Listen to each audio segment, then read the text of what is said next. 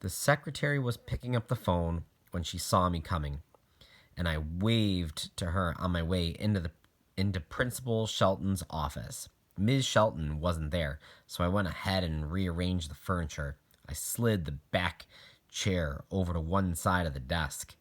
Mr. Charles would sit there, so I could see both him and Ms. Shelton at the same time. I sank into my favorite chair and stared at the ceiling while I waited. Ms. Shelton came in and sat behind her desk, then held out her arms as if she was saying, "Well?" I shrugged. No point in chatting until Mr. Charles got there. I reached up to the pendant I wore around my neck, the one from an old Zenith radio knob. They used to emboss the wooden knobs with a raised Z-shaped lightning bolt. In my room at home, I had a collection of antique radios. I did some repair work for Mr. Gunner's antique shop, and sometimes, okay, a lot of times, I ended up buying radios from him after I fixed them. I made the pendant so I'd have a piece of my collection with me even when I was away from home. While we waited, I traced the jagged edges of the letter with my fingertip. Mr. Charles came in a few minutes later. "Welcome," I signed as he took a seat across from me. I pointed to a picture on Ms. Shelton's desk that I hadn't seen before. "New grandbaby?" "Yes, that's Henry," she said after Mr. Charles interpreted my question. "Now, tell me what happened in the cafeteria." Ms. Shelton knew what happened. I was sure of that. She always wanted to get my side of the story. One of those things they teach in principal school. Find out what happened, then question the kid to see if they lie about it. Mr. Charles interpreted between Ms. Shelton and me as I filled her in. "Nina was only trying to ask what you were having for lunch," she said. I actually slapped myself in the forehead. All of this because Nina wanted to know what kind of sandwich I had? She was trying to make conversation with you, Iris, to be friendly. "No, she's not," I signed. "She's trying to show off and pretend she knows something she doesn't. She needs to keep her hands out of my face."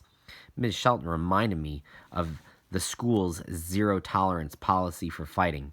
I tried to argue that I was only removing someone's hand from my personal space, but it was no use. At school, that counted as fighting. "This isn't fair." I slumped back in the chair and looked out the window at the parking lot. Mr. Charles waved to get my attention and interpreted the rest of what Ms. Shelton said. "The other students at the lunch table did say that you tried to get Nina to stop when she got so close to you. We'll talk to her about respecting personal space. If it happens again, tell a teacher instead of shoving someone." Okay, I left it at that. Ms. Shelton probably wouldn't like it if I pointed out that shoving was a lot quicker than flagging down a teacher and scribbling a note to explain what was going on. I'd have in-school suspension for the next 2 days, starting right then. That meant I'd sit in one room all day and my teachers would send my work there. Fine with me. Regular suspension would have been even better. At home, I could fly through my schoolwork and then start on some radio papers. That was probably why they didn't do it, because they figured out it was too much like a vacation. Then Ms. Shelton slipped into the worst part. "And you'll have to apologize to Nina when you return to class." Maybe she'd forget about that. By the end of the school day, I had a text from Mom. "Get straight home after school." Of course, Ms. Shelton had called her to let her know of my sentencing. I biked toward home after school, but I wasn't in a big hurry to get there. My parents had told me I'd be in serious trouble if I got sent to the principal's office again, even though there was a whole month left of school. I wasn't sure what they meant by serious trouble, but some things were better left a mystery. That morning, I'd been working on a radio repair for Mr. Gunner, a mint-colored Zenith from the 1950s. That was why I was a little late getting to school. I was so close to fixing it, but then I realized I didn't have what I needed to finish the job. Mr. Gunner wasn't in a hurry. He always told me to take the time I needed to do the job right. But I couldn't stand to leave anything sitting around broken. It chased me until I couldn't ignore it anymore. The junkyard was on the way home. Sort of. At the gate of Moe's Junk Emporium, I hopped off my bike even before it stopped rolling. My eyes scanned the dead appliance section as I ran up the sidewalk. Always so many dishwashers and washing machines, but there was a monster-sized TV, radio, record player set. Not that it had a big screen. I mean, it was thick. You'd have to set it at least 3 feet away from the wall. I ran over for a closer look. Made by Admiral in the 1950s, I was pretty sure. The set featured decades of dust that had sunk into the scratches of the wood cabinet and tatters of cloth hanging from the speaker. Hopefully the insides were in better shape. The TV and the record player weren't much use, but the radio might have the exact parts I needed. I took out my phone to text Grandpa. It was the kind of thing he'd pick up for me before someone else grabbed it. I typed a few words before I caught myself. Sometimes I'd think of something to tell him before remembering he wasn't there to answer me. Then I felt bad for forgetting. Shouldn't I always feel it? Missing him? After erasing the message, I changed it to, "Wish you were still here." Even though he wouldn't receive it, I clicked send before slipping the phone back into my pocket. He seemed closer then. Like, just sending that short message would somehow let him know I was thinking of him. I haven't forgotten you. Sometimes I just don't remember you're not here. My brother, Tristan, could drive me back later to get the set, but it might be gone by then. If I asked Mom or Dad to pick it up, they'd wonder why I was at Moe's instead of home. I'd asked Moe to hold it for me.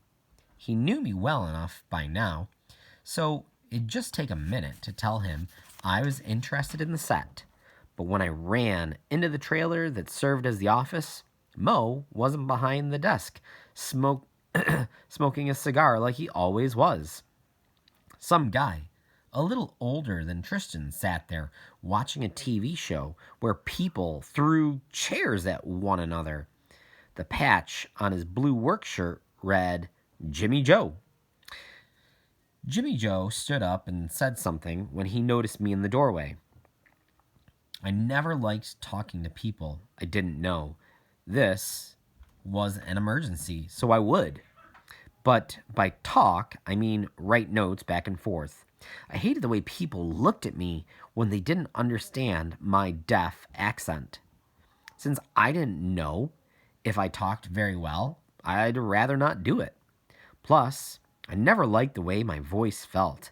As much as I love feeling sound from a radio speaker, vibrations in my throat annoyed me, as if they didn't belong there.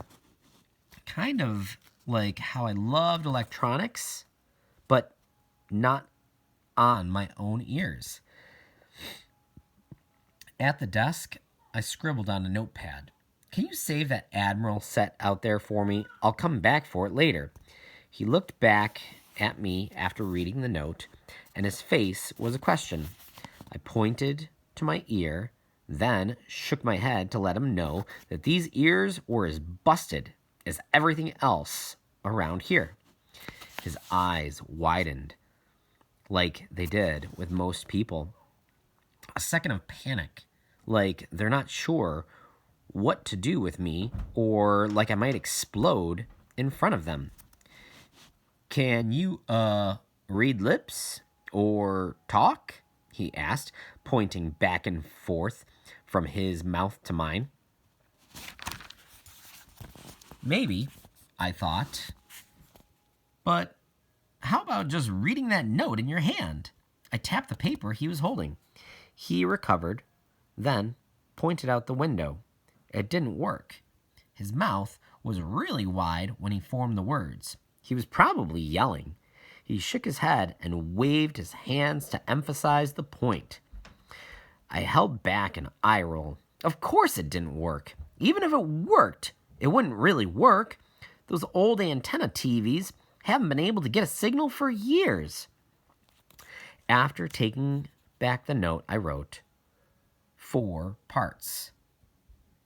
When he read that, his eyebrows rose from scared to impressed. I'll ask my dad, Jimmy Joe wrote back. Doctor's appointment. He'll be back soon. So Mo was his dad. From what I'd witnessed during my time as a junkyard customer, Mo started each day with a can of Budweiser and a whole hog breakfast sandwich from the cattle prod, in addition to the cigar. So a doctor visit was probably a good idea. Too bad he didn't pick a more convenient day to start caring about his health. I added, tell him it's for Iris. Thanks. While Jimmy Joe read that, I tore another page from the pad, wrote my name on it, then ripped a piece of tape from the dispenser on the desk. Without waiting for a response, I ran outside and slapped the Iris Bailey note on the Admiral. It was almost mine. Even though I was in serious trouble, I smiled the whole way home.